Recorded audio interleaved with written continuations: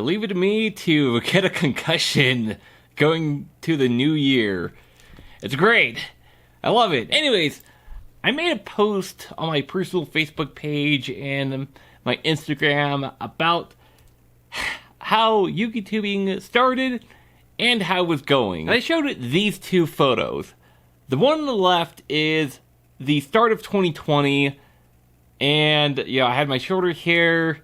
I was starting to lose weight, and the second one is from my last video. They're two very different photos, and I guarantee you that everyone is going to see something different.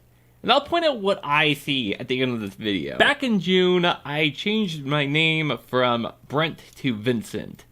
When I came out here on YouTube about a couple months later, I said that I never felt like a Brent. Now, when I changed my name, I really didn't think much of it.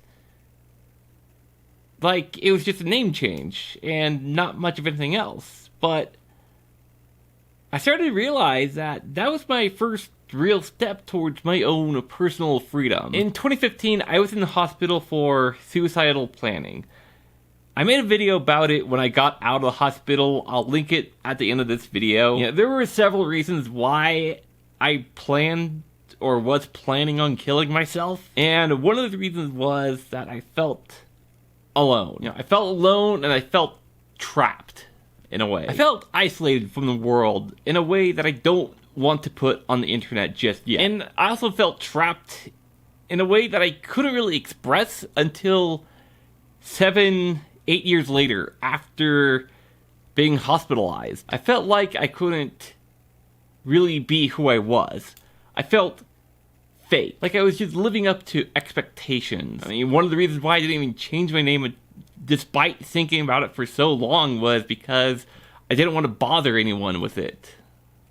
I thought it would be too much of a challenge. When I took that first step, changing my name, I realized that I don't have to live up to others' expectations. Why should I? I get to choose who I am, not other people. The only reason why I was living up to expectations, or at least trying to, was because I was manipulated and conditioned to be that way. I've been changing for the past 7 years, or maybe even slightly before that. And honestly, I think most of the change that I had happened over the pandemic. And not just for the reasons that I've already described. To be perfectly honest, I wasn't a good person. And I know a lot of people that I know personally are probably confused by that statement, let alone you, the audience. To put it simply, I was a nice guy edgelord.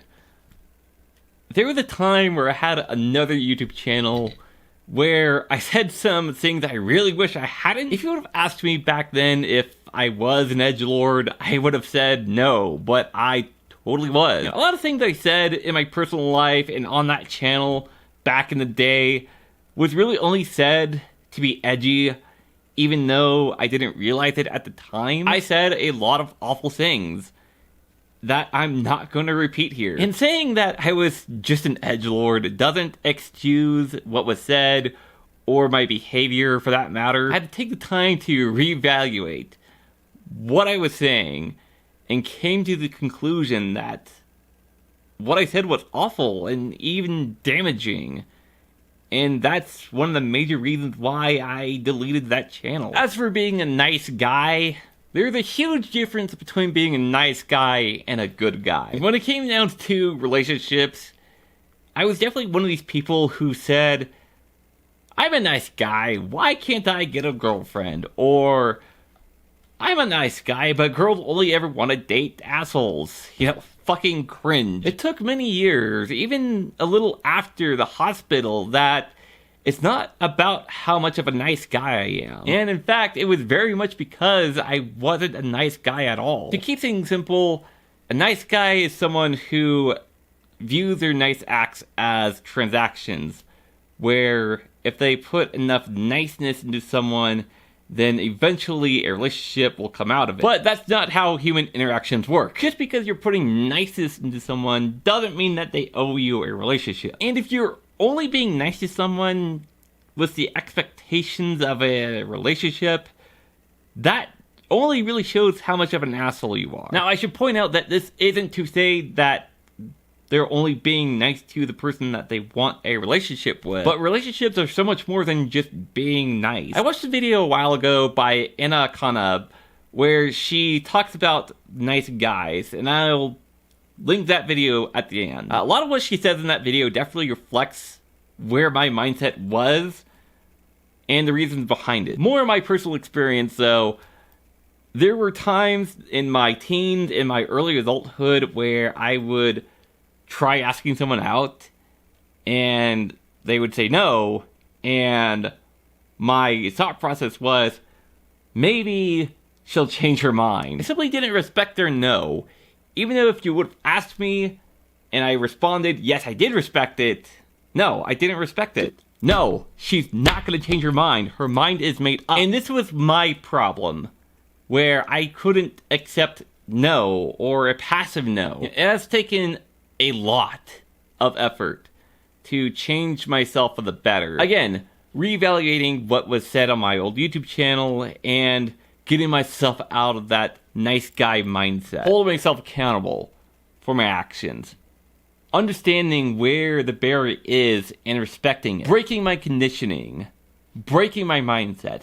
Breaking how fake of a person I was. I'm nowhere near where I want to be.